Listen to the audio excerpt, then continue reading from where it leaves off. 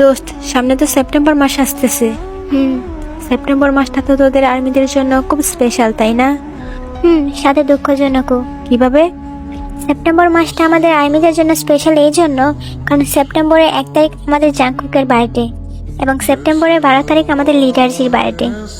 তাহলে দুঃখজনক বিষয় কোনটা? সেপ্টেম্বর মাসে আমাদের কিম তেয়ং-এর দাদিমার মৃত্যুবার্ষিকী। আবার সেপ্টেম্বরের 2 তারিখ আমাদের আর্মি ফ্যান্টমের একটি প্রজাপতির মৃত্যুবার্ষিকী।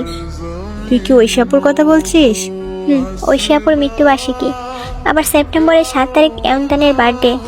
সেপ্টেম্বর মাসটা জাংকুক এবং আর্মির বার্থডে উপলক্ষে আমরা আর্মিরা খুশি থাকলেও দিন শেষে যখন বিয়ের দাদিমা, ইয়ন্তান আর ঐশিয়াপুর কথা মনে পড়ে তখন মনের ভিতরে একটা চাপা কষ্ট সৃষ্টি হয়। তোমরা আমাদের আর্মিদের মনে সারা জীবন থাকবে।